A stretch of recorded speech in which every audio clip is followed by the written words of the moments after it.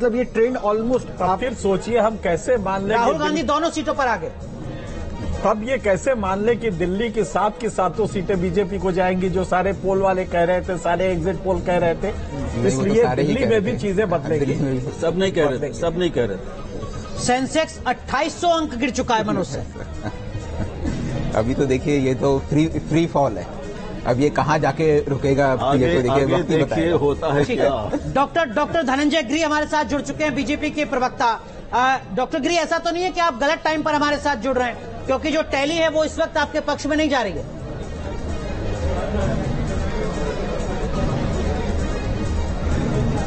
नहीं, सारा समय अच्छा होता है और जनता के आशीर्वाद की अपेक्षा में है, और जन आशीर्वाद की बदौलत ही हम यहाँ तक पहुंचे हैं। सर झुकाना पड़ता है जनता के कदमों में, और जनता से जो हमें आशीर्वाद मिला है और लगातार मिला है, 2014 में मिला, 2019 में मिला, 2024 में उससे ज्यादा मिलेगा, ऐसी हम अपेक्षा करते हैं। जनता के लिए जो किए गए कार्य हैं हमारे, और जन आकांक्षा जिस तरह से नरेंद्र मोदी की नीतियों और नेतृत्व के साथ जुड़ी हुई है, उसको लेकर के हम आश्वस्त हैं कि अभी जैसे जैसे चुनाव के गिनती बढ़ती जाएगी, हमारी सीटों की संख्या बढ़ती जाएगी। लोकतंत्र है, जमहूरियत है, जनता के कदमों में सर झुकाना पड़ता है। लेकिन फिर ये ट्रेंड तो ये बता रहा है ना कि आप जो उम्मीद करके बता रहे थे कि 400 पार, आंधी, ऐसा तो अभी तक के ट्रेंड में नहीं दिख रहा है गिरी साहब।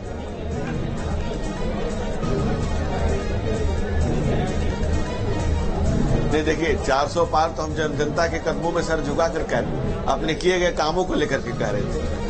एक तरफ हमारे पास एक सशक्त नेतृत्व है, एक मजबूत नेतृत्व है, और हमारा एक मजबूत संगठन है। दूसरी तरफ बिखरा हुआ तमाम इंडी गठबंधन तमाम विसंगतियों और विपरीतताओं के बीच में फंसा हुआ है। तो हमें उम्मीद है और पूरी तरह से आश्वस्त है कि जनता में डॉक्टर गिरी जरा राज्यवार अपडेट आ रहा है हरियाणा का, जरा वो अपने दर्शकों को दिखा दें। हरियाणा की जो स्थिति है वो एक बार आपको बताएंगे, लेकिन उससे पहले जो फाइनल टैली है अब तक की वो आप देखिए। 283 सीटों पर एनडीए, 210 सीटों पर इंडिया गठबंधन।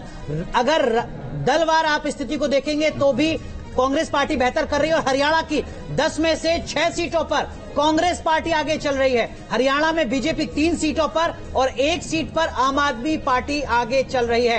तो हरियाणा की 10 सीटों में से 6 सीटों पर कांग्रेस, 1 सीट पर उसकी सहयोगी आम आदमी पार्टी, 3 सीटों पर सिर्फ बीजेपी। जो आंकड़ा था वो अब तक था 10 में से 7 सीटें हरियाणा में बीजेपी को मिल सकती है रोहित, यहां पर लेकिन 3 सीटों पर ही बीजेपी बढ़त बना रही है। और वही मैं कह रहा था कि अगर ये ट्रेंड ऐसा था कि 400 पार का आप नारा दे रहे थे, सारी चीजें पॉजिटिव थी, तो शायद आपके हिसाब से वो बिखरा हुआ विपक्ष अभी इकट्ठा नजर आ रहा है और आपको चुनौती बहुत बड़ी दे रहा है। यहाँ से आप ये मान के रखिए कि जिसे आप स्मूथ वे कह रहे थे, वहां पे बहुत सारे रोड ब्रेकर दिख रहे हैं गिरी साहब।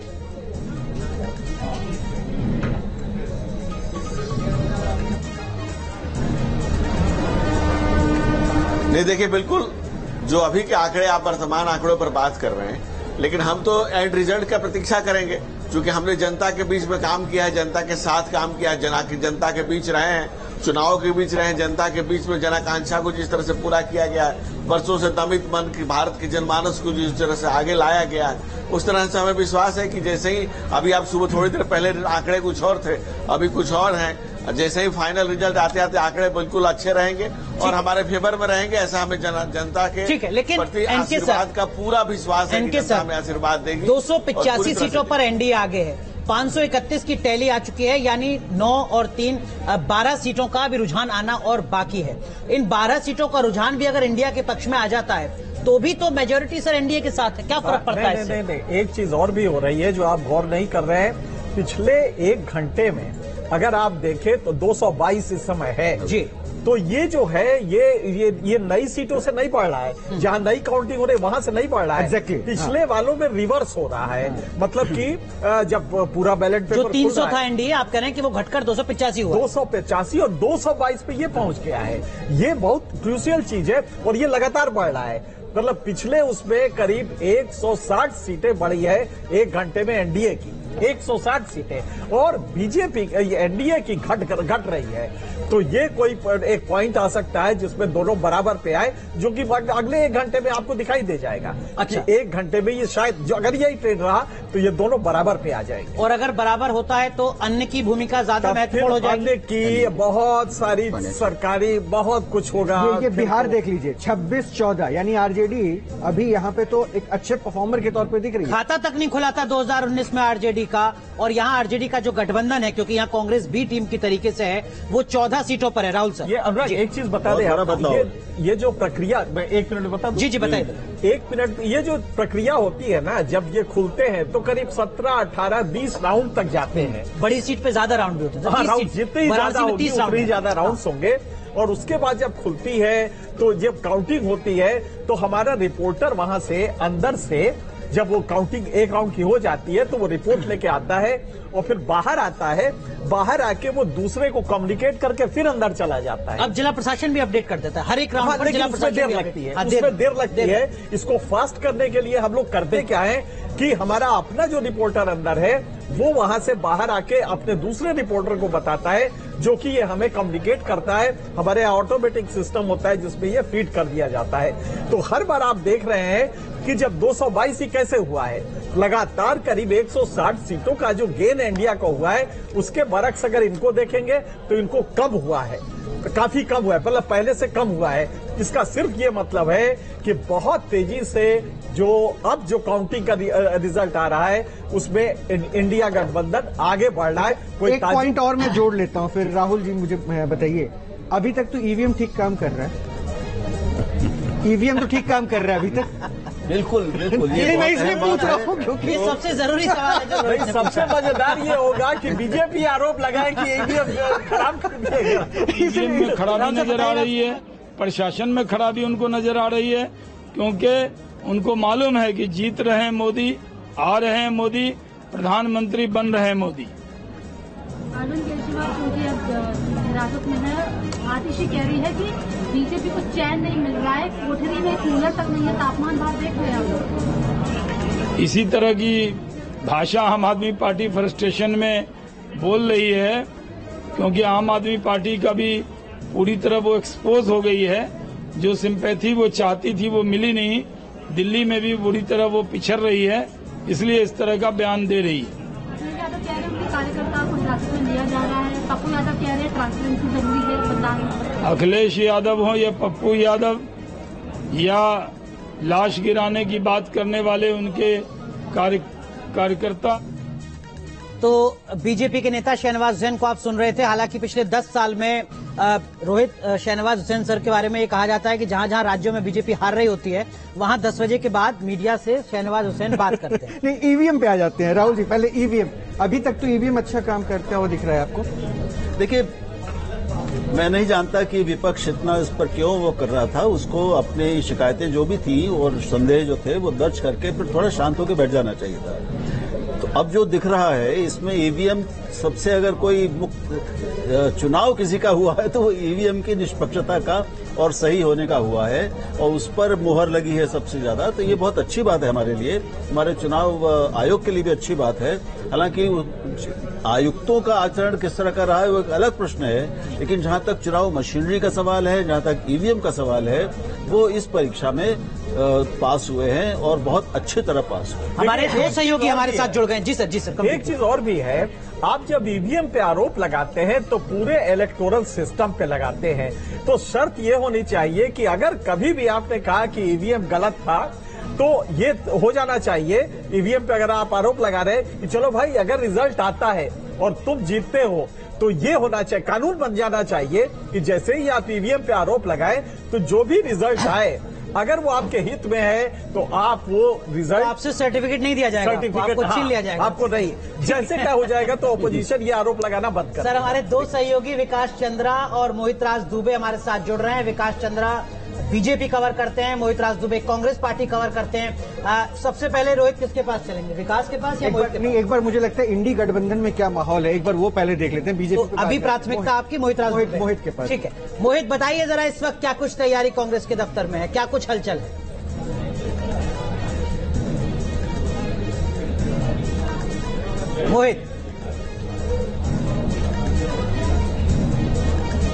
मोहित आवाज पहुंच रही है आप तक? लगता है कम्युनिकेशन, चलिए आवाज नहीं पहुंच रही है। विकास जी माफ कीजिएगा, विकल्पहीनता के बीच में आप तक पहुंच रहा हूं। बीजेपी के नेता किस तरीके से एसेस कर रहे हैं? शहनवाज हुसैन सामने आ चुके हैं, इस टैली को देखकर बीजेपी के नेता क्या कुछ कह रहे हैं? देखिए, बीजेपी के नेताओं में, कार्यकर्ताओं में अभी फिलहाल उत्साह की कमी नहीं दिखाई दे रही है। सबकी दलील एक ही है कि अभी ये रुझान है, घंटे भर गुजरे हैं, जरा आगे बढ़ने दीजिए मामले को, देखिएगा कि जो हम दावे कर रहे थे उसी पे आएंगे। लेकिन चिंता बीजेपी के जो बड़े नेता हैं, जो रणनीतिकार हैं, उनके माथे पे दिखाई दे रही है, क्योंकि बीजेपी के तमाम वरिष्ठ नेता बीजेपी के जो कंट्रोल रूम है और बीजेपी का जो वार रूम है उसमें पहुंच गए हैं और लगातार सभी लोकसभा क्षेत्रों में जो उनके कार्यकर्ता हैं, जो चुनाव के इंचार्ज थे, उन लोगों के संपर्क में और उनसे रिपोर्ट मांग रहे हैं कि उनके यहाँ की क्या स्थिति है। जो टेलीविजन में हम अपनी खबर दिखा रहे हैं या जो साइटों इलेक्शन कमीशन की तरफ जो आ रहा है, उससे अलग अब कंट्रोल रूम में बैठकर और वार रूम में बैठकर के बीजेपी के तमाम वरिष्ठ नेता और जो चुनाव में जिनको जिम्मेवारी दी गई थी, वो लोग सभी लोकसभा क्षेत्रों के प्रमुख लोगों के संपर्क में आ चुके हैं। उनसे अपडेट मांग रहे हैं कि एक्चुअल अपडेट वो लोग दें कि कहां क्या स्थिति है, क्योंकि साफ इनका कहना है कि जो चैनल्स पे दिखाए जा रहे हैं उस पर हम अभी भरोसा नहीं करेंगे। जो हमारे कार्यकर्ता बताएंगे, जो बूथ पे काउंटिंग एजेंट है वो जो बताएंगे उस पर ही हम भरोसा करेंगे। तो अब सीधे तौर पर सारे जो अटेंशन है वो वार रूम पे चला गया है और वार रूम से सभी नेता संपर्क। अच्छा, एक बार लखनऊ का रुख करते हैं, लेकिन उससे पहले रोहित आप जाइएगा, राजस्थान से एक अपडेट आ रही है झुंझुनू लोकसभा सीट से।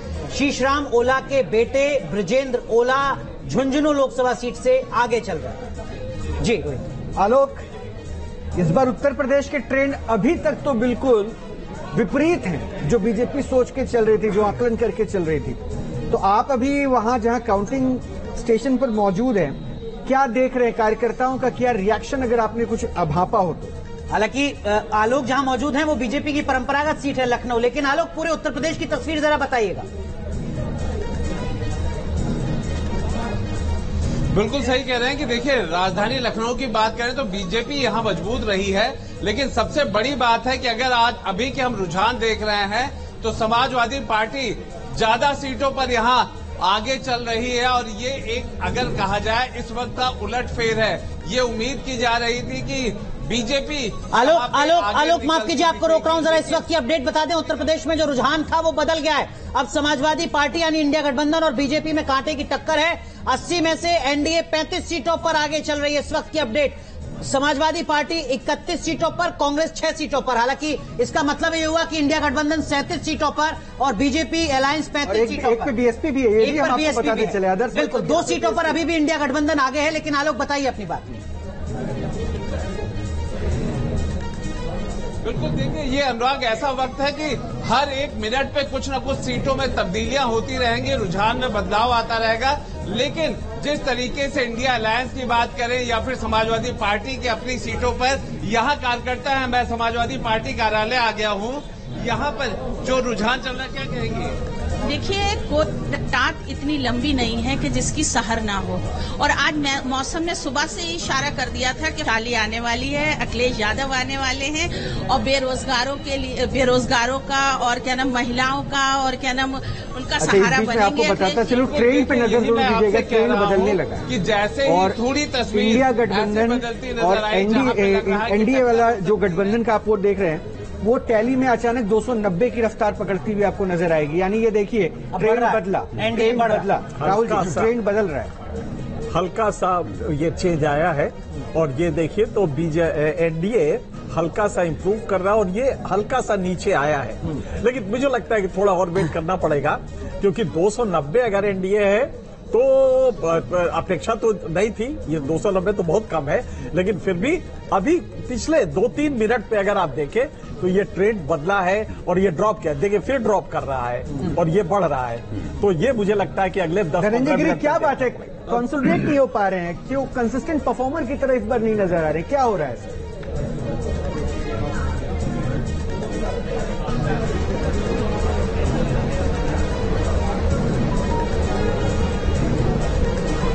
डॉक्टर गिरी सुन पा रहे हैं आप? अब तो लग रहा है कि सवाल हो जाएगा। आवाज नहीं आ रही थी, हाँ बताएं। देखिए, ऐसा है कि असम, देखिए तमाम क्षेत्रों में अलग अलग जगह पे वोटिंग हुई है। किसी क्षेत्रों में किसी को बढ़त, किसी क्षेत्रों में किसी की बढ़त।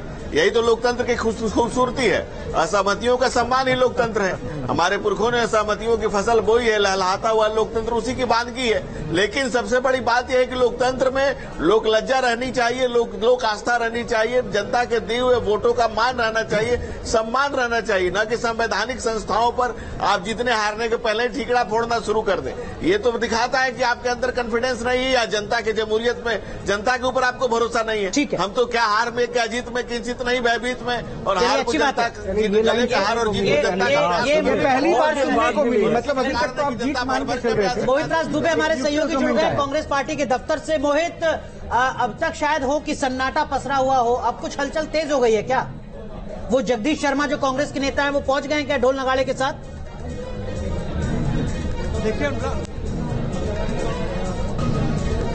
देखिए अनुराग, मैं आपको बता दूं कि सुबह से ही हम आपको बता रहे हैं कि 2019 के बाद जो हमारा 6 बजे सुबह जो पहला लाइव था उस वक्त से ही हम आपको बताने की कोशिश कर रहे हैं और बता रहे हैं और दिखा रहे हैं कि 2019 के मुकाबले 2024 में कांग्रेस ने जो है मुकम्मल व्यवस्था की है, हाईटेक टेंट की व्यवस्था की है। टेंट में एसी, कूलर, पंखे लगाए गए हैं, बड़े बड़े स्क्रीन लगाए गए हैं, बड़े नेताओं का तांता सुबह से ही लगा हुआ है। जिस तरीके से राहुल गांधी ने कहा था, जो नारा दिया था कि 295 से इंडिया गठबंधन की सीटें कम नहीं आ रही हैं, उसके बाद से ही कार्यकर्ताओं में उत्साह दिखाई दे रहा था। और जिस तरीके से लगातार रुझान आ रहे हैं, जिस तरीके से रुझान दिखाई दे रहे हैं, उसके बाद से ही कांग्रेस हेडक्वार्टर के भीतर जो है एक उत्साह की लहर है। तमाम बड़े नेता जो है यहाँ पे पहुंच रहे हैं, अपने कमरों में बैठ के रणनीतिक बैठकें कर रहे हैं कि आगे की रणनीति किस रूप में किस तरीके। लेकिन मोहित, एक बात आपको बता दूं, जो 295 का आंकड़ा राहुल गांधी बता रहे थे ट्रेंड पे, अभी एनडीए के साथ वो 295 फिर से दिखा, यानी 300 की तरफ फिर से ये रुझान पहुंच रहे। मनोज जी एक कमेंट। हाँ, देखिए ऐसा है कि मार्केट भी रिवाइव कर रहा है सर, मार्केट भी रिवाइव कर रहा है। हाँ, देखिए वो तो जो रिएक्शन होता है वो होता है, नीजर्क रिएक्शन होता है। लेकिन मेरे को लगता है कि ये ट्रेंड मार्केट के लिए कोई बड़ा पॉजिटिव नहीं है। और अगर हम इसको देखें तो नॉर्थ में जहाँ की 2019 में बीजेपी को हाईएस्ट सीट मिली थी और करीब एक सैचुरेशन वाली वहाँ पोजीशन थी, तो नॉर्थ में इस बारी बीजेपी को नुकसान बहुत बड़ा है। चाहे वो यूपी हो, चाहे वो बिहार हो, चाहे वो हरियाणा हो, राजस्थान हो, हर जगह वहाँ उसका नुकसान है। और सबसे ज्यादा नुकसान तो उनका यूपी में है। लेकिन अगर हम ईस्ट में देखें तो ईस्ट में उनकी परफॉर्मेंस ठीक है, साउथ में भी उनकी परफॉर्मेंस कंपैरेटिवली ठीक है। लेकिन कर्नाटक में जहाँ की उनके पास पहले करीब 90% सीट्स थी, मेरे ख्याल से सारी सीट्स उनके पास थी, वहाँ भी उनको थोड़ा नुकसान है। सर, ये जो नीचे टैली चल रही है, इसमें अगर राज्यवार देखें तो गुजरात में 24 पर बीजेपी